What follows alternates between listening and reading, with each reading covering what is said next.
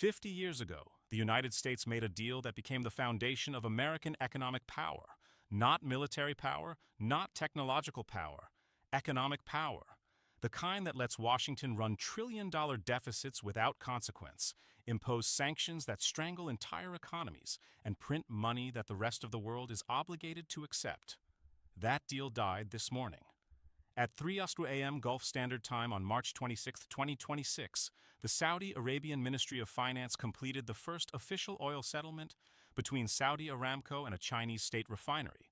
9.15 million barrels of Arabian light crude, denominated entirely in Chinese yuan, cleared through the Shanghai Petroleum and Natural Gas Exchange, with no dollar transaction anywhere in the chain. One phone call between Crown Prince Mohammed bin Salman and Chinese President Xi Jinping. 48 hours of preparation, one transaction, and 50 years of petrodollar architecture began to collapse. To understand why this single trade matters more than every missile Iran has fired in the last month, you need to understand what the petrodollar actually is. Because most people who use the word do not fully understand what they are describing. And what they are describing is the reason the United States has been the most powerful country on earth for half a century. Not because of its military, but because of a promise made in the desert in 1974. In the aftermath of the 1973 oil embargo, the Nixon administration sent Secretary of State Henry Kissinger to Riyadh with a simple proposition. The United States would guarantee Saudi Arabia's security, military protection, weapons sales, a defense umbrella against every regional threat. In return, Saudi Arabia would do two things. First, price all Saudi oil exports in U.S. dollars. Second, invest the resulting dollar revenue, so-called the petrodollar, in U.S. Treasury bonds. The implications of that agreement reshaped the global economy in ways that are still playing out today. When every barrel of oil on Earth is priced in dollars, every country that imports oil must first acquire dollars. Japan, China, Germany, India, South Korea, every major economy on Earth runs a continuous operation to earn, borrow, or buy dollars just to keep their lights on and their factories running. This creates a permanent, structural, non-negotiable global demand for dollars that has nothing to do with American economic performance. It means the United States can run trade deficits forever because the world needs dollars regardless of what America produces. It means Washington can borrow at lower interest rates than any other country because the world buys treasury bonds to hold its dollar reserves. It means American sanctions work, because cutting a country off from the dollar-denominated oil market is cutting it off from energy. The petrodollar is not just a financial arrangement. It is the operating system of American global power. Saudi Arabia just announced that the operating system has a competitor, and they did it in the middle of a war that the United States is already losing in 4 other dimensions simultaneously. Let me tell you exactly what happened in the 48 hours before this transaction, because this did not come from nowhere, and the timing was not accidental. 12 days ago, Israeli strikes destroyed 2 Saudi oil pipeline junction facilities in the eastern province. Collateral damage from strikes targeting Iranian missile supply routes that run through Gulf airspace. Saudi Arabia filed a formal diplomatic protest. Washington acknowledged receipt and expressed regret. No compensation was offered. No commitment to prevent future incidents was made. 8 days ago, the United States vetoed the UN Security Council resolution on the Bush air strike, the vote that left Washington alone against 13 other members. Saudi Arabia abstained. That abstention was a signal. Riyadh has not abstained on a U.S.-backed position in the Security Council in 11 years. 4 days ago, Mohammed bin Salman took a call from Xi Jinping that lasted 2 hours and 40 minutes. The official readout described discussions of bilateral energy cooperation and regional stability. In diplomatic language, that phrase means, "We talked about the terms." And at 3:00 a.m. this morning, the terms were executed. 915 million barrels, yuan-denominated, dollar-free. Now, let me explain the mechanism that makes this transaction so dangerous to American power. Because it is not the size of the trade that matters. It is the infrastructure it activates. China has spent 11 years building an alternative to the dollar-denominated oil settlement system. The Shanghai Petroleum and Natural Gas Exchange, launched in 2018, was designed specifically for this purpose. A yuan-denominated crude oil futures market with delivery, settlement, and clearing all conducted in Chinese currency. For 8 years, it processed modest volumes, secondary players, marginal trades. Saudi Aramco just became its anchor tenant. When the world's largest oil exporter settles in yuan through Shanghai, it does 3 things simultaneously that cannot be undone. First, it gives every other oil-importing country, and there are 163 of them, a credible alternative to the dollar settlement system. You no longer have to maintain dollar reserves to buy Saudi oil. You can hold yuan, and if you can hold yuan to buy oil, you have less reason to hold dollars for anything else. Second, it gives every other oil-exporting country, Russia, Iran, Venezuela, Iraq, Nigeria, a legitimate precedent for yuan settlement that bypasses American sanctions infrastructure entirely. The reason sanctions work is that the dollar is the only game in town. Saudi Arabia just opened another game. Third, it triggers what currency economists call the network effect in reverse. The dollar's power comes from the fact that everyone uses it, which makes everyone else need to use it, which makes it more powerful. That cycle runs in both directions. When a critical mass of oil trade moves out of dollars, the incentive to hold dollar reserves decreases, which reduces demand for treasury bonds, which increases American borrowing costs, which weakens the dollar further, which makes more countries reconsider their dollar exposure. This is not a linear process. It is a tipping point dynamic, and Saudi Arabia may have just pushed past the tip. If you understand why a single oil trade denominated in yuan is more consequential than a missile strike on an airbase, subscribe right now, because what I am about to give you is the mathematics that determines whether the United States remains the world's financial superpower or begins a managed decline that will define the next 50 years.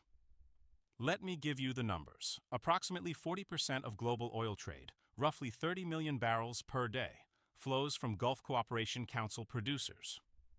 Saudi Arabia alone accounts for approximately 10 million barrels per day of exports. If Saudi Arabia shifts 50% of its oil settlement to yuan over the next 2 years, a conservative estimate given today's transaction, the structural dollar demand created by oil purchases drops by approximately $180 billion per year. $180 billion per year in reduced structural dollar demand means $180 billion per year in reduced treasury bond purchases by oil-importing nations. At current yields, that translates to upward pressure of 40 to 60 basis points on U.S. Treasury rates. That sounds small. It is not small. Each basis point increase in Treasury rates adds approximately $30 billion per year to the U.S. federal debt service cost. 50 basis points means $1.5 trillion in additional debt service over a 10-year period. The United States currently runs a $1.8 trillion annual deficit. Adding $150 billion per year in debt service costs to that baseline means either cutting spending, raising taxes, or printing money, each of which has consequences that compound the original problem. And that is the conservative scenario where only Saudi Arabia moves 50% of its settlements to yuan. The less conservative scenario, where the Saudi move triggers a broader Gulf realignment, produces numbers that financial modelers describe using words like systemic and irreversible. Now let me tell you what Washington is saying, and why every available response makes the problem worse. The Treasury Secretary held an emergency press conference within hours of the transaction becoming public. The statement described the move as a commercial decision that does not reflect a change in the fundamental relationship between the United States and Saudi Arabia, and warned that actions that undermine the stability of the international financial system will be met with consequences. Here is what that statement does not say. The United States has no financial sanctions tool that can be applied to Saudi Arabia without destroying the relationship it is trying to preserve. Saudi Arabia holds approximately $120 billion in U.S. Treasury bonds. Threatening Riyadh means threatening a creditor. Sanctioning Saudi Arabia means sanctioning the world's largest oil exporter at the moment when oil markets are already in crisis from the Hormuz blockade and the SPR strikes. The leverage runs in both directions, and right now it runs more strongly toward Riyadh than toward Washington. The military option is equally constrained. The United States has 10,000 military personnel in Saudi Arabia, 5 air bases, a prepositioned equipment set worth $4 billion. The entire regional military posture that allows Washington to project power across the Gulf depends on Saudi cooperation. Threatening military consequences against Saudi Arabia means threatening to dismantle the forward presence that the military threat is supposed to project from. You cannot threaten someone with the weapon they are currently storing in their garage. And the diplomatic option, quiet bilateral negotiation to reverse the decision, requires offering Saudi Arabia something it values more than the yuan settlement relationship with China. What does Saudi Arabia want? It wants American security guarantees it can trust. It wants compensation for the pipeline damage Israel caused. It wants a seat at the table in the post-war regional architecture. Washington has offered none of those things. It offered regret. Mohammed bin Salman did not make this decision impulsively. He made it after calculating that the cost of staying inside the petrodollar system, reduced to a passive observer while American-Israeli military operations damage Saudi infrastructure and Washington vetoes every multilateral check on their behavior, exceeded the cost of the realignment. That calculation took 12 days from the pipeline strike to the yuan settlement. 12 days to decide that 50 years of security architecture was no longer worth its price. Here are the three responses Washington is considering. All of them are bad. One of them is catastrophic. Option 1, emergency diplomatic mission to Riyadh. Senior envoy, direct presidential engagement. Concrete offer of compensation and security guarantees in exchange for reversing or pausing the yuan settlement program. The problem? The transaction has already occurred and been publicly announced. Reversing it would require Mohammed bin Salman to publicly back down from a decision he made in coordination with Xi Jinping, humiliating himself in front of the partner he just elevated. No leader does that without an offer so substantial it constitutes a complete transformation of the relationship. Washington does not currently have the political bandwidth to make that offer, while simultaneously managing a military conflict, a Hormuz blockade, an SPR crisis, and a destroyed destroyer. Option 2, accelerate dollar defense through coordinated central bank action. Federal Reserve, European Central Bank, Bank of Japan, Bank of England. Joint intervention to stabilize dollar demand and signal that the Western financial bloc remains unified behind dollar primacy. The problem: European governments are already furious about the Bush-era strike. The ECB does not coordinate financial policy to protect dollar dominance when European publics are demanding that their governments distance themselves from American military decisions in the middle of East. The unified Western financial response requires unified Western political will that does not currently exist. Option 3, secondary sanctions. Threatening to sanction any country that uses the Shanghai Exchange for Oil settlement, cutting them off from the U.S. financial system. The problem: this is the option that turns a bilateral Saudi-Chinese energy arrangement into a global financial war. Every country that imports oil and is watching this unfold, which is every country, now has to choose between access to the dollar system and access to Gulf oil. For countries that import more oil than they export dollars, that choice has an obvious answer. Secondary sanctions at this scale do not defend the dollar. They accelerate the formation of the alternative system by forcing every fence-sitter to pick a side. This is the option that makes the problem catastrophic, and it is the option that the most hawkish voices in Washington are currently advocating. Here is what you need to understand as we close. The petrodollar system has faced challenges before. Saddam Hussein tried to price Iraqi oil in euros in 2000.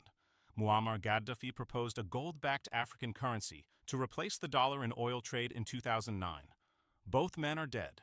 Their countries are destroyed. The petrodollar survived. What is different this time is the partner. Iraq and Libya were countries the United States could destroy. China is not. China holds $800 billion in U.S. Treasury bonds. China is the manufacturing base for components in every American weapons system currently being used in the conflict. China is the trading partner of every Gulf state, every Asian economy, and most of the global South. The United States cannot invade the yuan. 9.15 million barrels settled in yuan at 3 a.m., $180 billion in annual structural dollar demand beginning to shift. 50 basis points of upward pressure on Treasury rates building. The Shanghai Petroleum Exchange moving from marginal to anchored, and 163 oil-importing countries watching to see whether the alternative system works. It worked this morning. Share this video, because the financial press will give you technical analysis of yuan-dollar exchange rate movements and Saudi sovereign wealth fund reallocation timelines. They will not explain the network effect in reverse. They will not tell you that secondary sanctions accelerate the problem they are designed to solve. They will not do the arithmetic on what $180 billion in reduced Treasury demand does to U.S. borrowing costs over a decade. They will give you the version where this is a financial story with financial solutions. I just gave you the version where this is a structural story. The structure that has underwritten American power since 1974, developing a fracture that no interest rate, no sanctions regime, and no diplomatic mission can close. One phone call, one transaction, 9.15 million barrels. The petrodollar survived Saddam. It survived Gaddafi. It survived every challenge from every country that tried to replace it. It has never before been challenged by the world's largest oil exporter, settling with the world's largest oil importer in the world's second largest currency during a war that has already cost Washington 4 other strategic defeats in the same month. The deal that Kissinger made in the desert in 1974 just met its match. And it happened at 3 a.m. while the world was watching a reactor burn.